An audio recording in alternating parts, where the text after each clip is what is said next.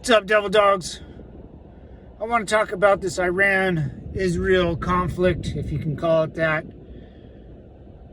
Just my point of view and how things actually work in the world. And when two countries are on the verge of going to war, you have to take in consideration how the society functions. As for an example, America, the society, you can buy boomsticks, the Second Amendment's in full swing. We forge our own steel, we have our own tanks, we design our own planes, we make it all here. It's all the best equipment, from weapons to artillery shells to ammunition to jet fighters to tanks to half tracks to Bradleys. Those are all American made, here, ready to rock and roll, trained on every day, 24 hours a day, 7 days a week. People are shooting rounds all day, all night, Marines to Army to Navy to Air Force guys, the squids, the devil dogs, and the huas. We're all here training all day, every day. It's made in-house, it's designed in-house, America.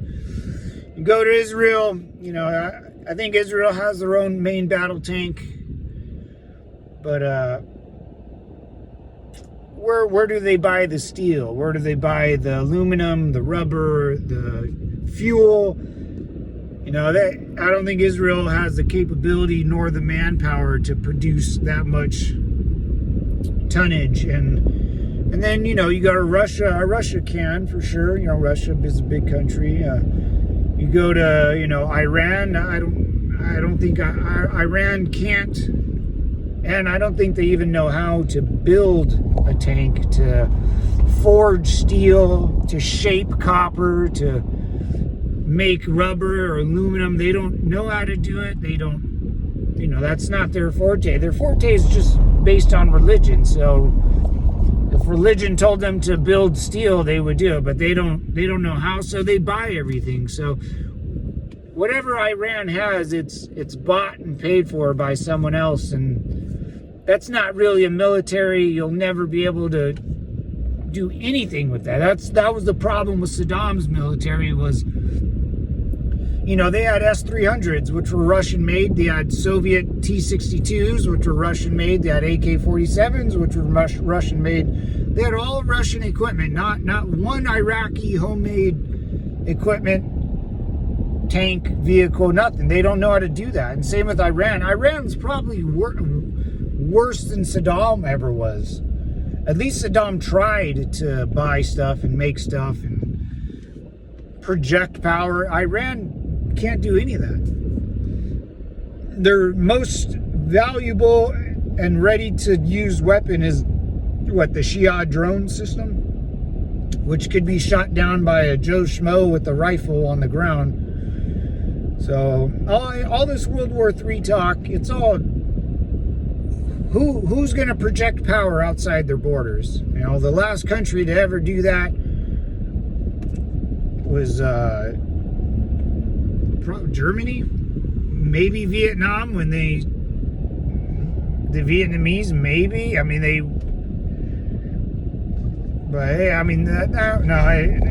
Vietnamese military, it was Germany. It was Germany both times, and that's it. Russia and Ukraine, but Russia can only project power 100 miles into Ukraine. It's a joke. Imagine if the United States couldn't invade Mexico or something.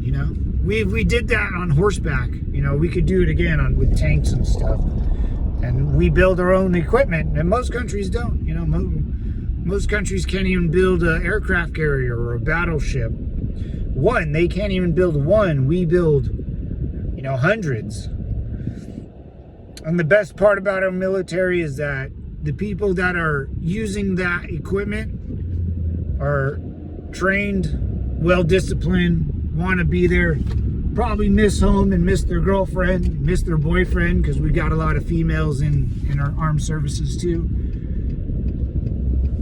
And if you never served and you're complaining on why we have females in our armed services, well, it's because a lot of the males in America don't serve, man. You know? Which is not a bad thing, but if you're saying females shouldn't be in our military, well, I would look in the mirror a little bit, you know? And if you never wanted to serve and didn't serve, that's fine too. You don't have to. That's the best part. Just support the troops. Be our biggest cheerleader, man, you know? That's what it's all about. But other countries, you know, especially the Middle Eastern countries, that's why they like terrorist organizations, you know, they like to fund the very crazy radical people because that's the only way they can cause a commotion. But they'll never, you know, where's the Iranian military? You know what? Didn't Soleimani, you know, Trump blew up that guy in Iraq or near, you know. Imagine if someone tried to take out like our third most important person in our government and the military, our commanding general of the army, you know, the armed forces. Imagine that. Dude, we would invade them almost immediately. We would wipe out their whole country. But Iran can't because they're just very radical, you know, and that society is not compatible with Western values and Western society. It's just not.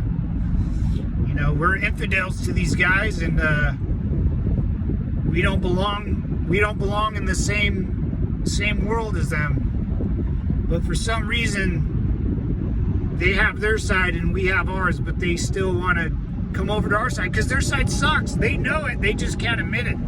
You know, it's very hard for someone to admit they're wrong, especially when it's a bad religion, bad part of the country, bad government. Very hard. They will stay there and tell you that you're wrong and you need to give up your stuff to help me because you guys are mean. But you know, they're the ones that don't want us around. You know, they're our Western values. They don't want to have anything to do with it. They rather, you know,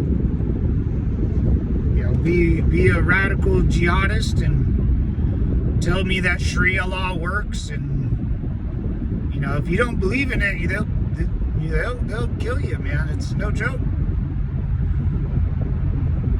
So I'm glad everyone's getting deported. Out here where I live, it's getting nicer, less traffic, which is fantastic. I haven't seen anyone hanging around Home Depot and causing problems at the beach. It's great. It's a benefit to all Americans, and I'm proud of it. Anyways, devils, I just wanted to remind you that the 14th of this month, tune in. We're gonna have a military parade. Our commander-in-chief of the armed forces, which is the president, if you're not aware, he's going to put on a parade in D.C. I'm interested to see if it's going to be good or it's going to look like a bunch of doo-doo. Either way, I'm going to support it and represent. To all the fathers out there, happy Father's Day, and Semper Fi, boys. Peace.